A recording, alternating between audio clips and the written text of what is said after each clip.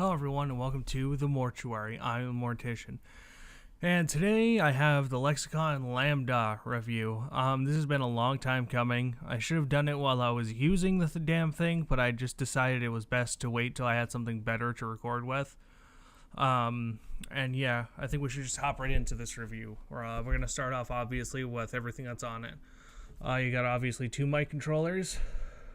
Two controls for line. You're not going to be able to see that. Actually, you might. Line 1, line 2. These two make the monitors either stereo or mono. One's a monitor, I think the other's a headset. Then you have output level and monitor mix, and these show you how loud it is going from this to the DAW. This is for instruments. This cable is just like a regular like earbud kind of cable. You can use just like, like Skull Candy headphones or whatever. I wouldn't recommend it, but you could. Then on the back we have line in 1 and 2. We have insert 1 and 2. We have mic 1, mic 2. Line out, these are for your monitors. A MIDI controller, in, out. 48 volt phantom power, so you can use condenser microphones, and this whole thing runs off just one USB, which is really nice. Yeah, it's a beautiful piece of equipment. I like the blue color, might be purple, I don't know, probably blue, and the silver, it looks really sleek. This I think you can find this for about $90 on Amazon. Obviously I paid for mine much cheaper because I got it off eBay, but it works wonderfully. And now we're gonna switch to the tests. Before I get into the tests, I just want to preface that this is probably best for voiceover work and acoustical instruments and whatnot. Recording heavy metalish guitars with it, I don't think it works out well. I just don't think the preamps are good enough for that.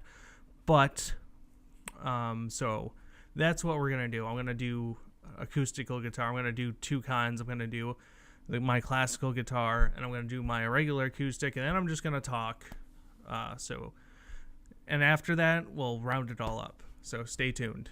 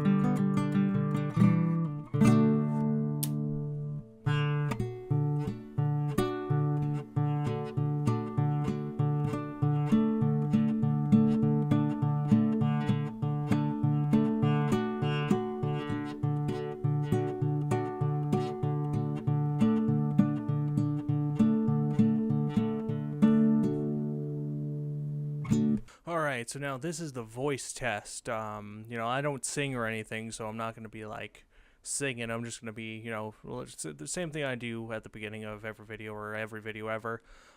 This thing has served me well throughout the year or so that I've had it. I've grown attached to it. I'm very sentimental about it, I probably won't resell it. I'll probably pass it on to my cousin, Knocker89, so he can use it.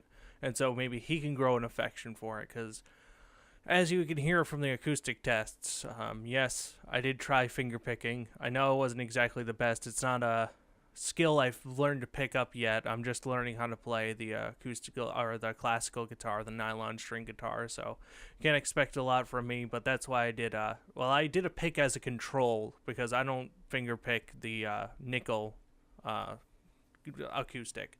But anyway, Yeah, no EQs on any of that, and no EQs on this, and it's actually pretty solid quality. It's I would say that like I said, it served me well. You know, if you throw a little bit of EQ on this, on the voice, on the acoustical instruments, fucking you can't go wrong with it. If that's what you're doing, if you're in like a folk band or like you're even doing your own solo work, acoustical work, and hell, I would even say if you were recording like just a snare drum, like a marching, snare drum or whatever with a little cymbal or whatever, this would work out as well. This thing is great for beginners. I know that I am still one, but absolutely amazing. I couldn't be more happy, honestly. For those of you who don't know, I have a great love for the Lexicon family of audio interfaces. I started out with an Alpha. I ended up giving that to my friend Nawman, who is in a band called When Evil Calls. I'll put a link in the description to his Reverb Nation page. And no, he did not ask me to do that. I did that myself. And I am so glad I got to have this piece, because I don't think I would have been interested in this audio engineering stuff had it not been for the Lexicon Lambda. And, of course, people like Glenn Fricker from SMG Studios, and all those people, Jared Dines, Dean Dinos. So, yeah, absolutely, totally recommended. Absolutely. If you're like, I need something a little more upscale for my videos or whatever, you cannot go wrong with the Lambda. It's reliable. I've dropped this son of a bitch many a times, and it still works. It's a plus to have.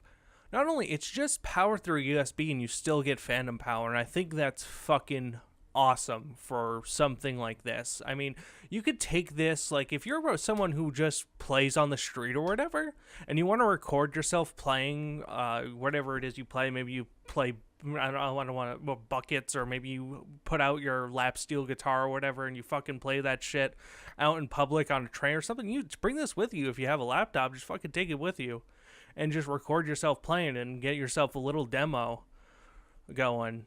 It's great. It's great for starters, and it's portable because of the USB, so you can use it with your laptop. I just said that, but it's like, you can't go wrong with it.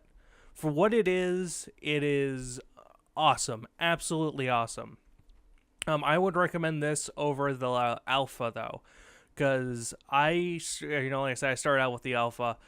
Not that I hated it. I love that thing as well, but it didn't come with phantom power, so I couldn't use condenser mics. A lot of these kinds of mics require that you have 48 plus volts phantom power. So that was a big, I need this, because I think that's what'll boost up the quality of both my videos and playing with powers, and it's done so amazingly. And yeah, highly recommended. I'd probably give it like a 9.5 out of 10. I should probably give it like an 8.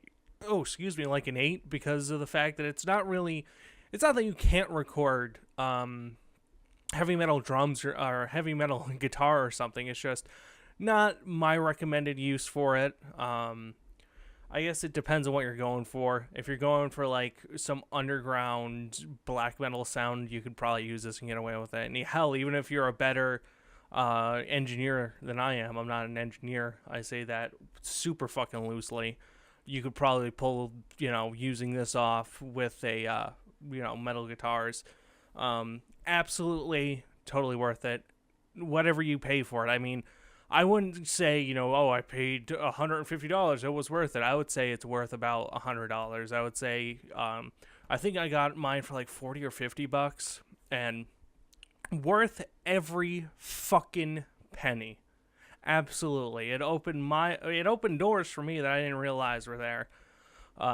So thank you guys for watching. I hope you pick up the Lexicon Lambda. And to boot, I didn't mention this. I completely forgot it. Just remembered. It comes with Cubase LE and a Pantheon VST plugin. So it comes with a couple things, its own software, and I believe it comes with a CD that has all the drivers on it, so you don't have to surf the web and whatnot. I always found that useful. I like using CDs for my drivers when I can. I don't like getting them off the internet. I don't know why. I just feel it feels shady to me. So that's a plus. So thank you guys for watching this video. I hope you've enjoyed it. I hope you learned something. I hope maybe you want one of these now, because it's definitely worth it. So once again, thank you guys. Mortician, peace out.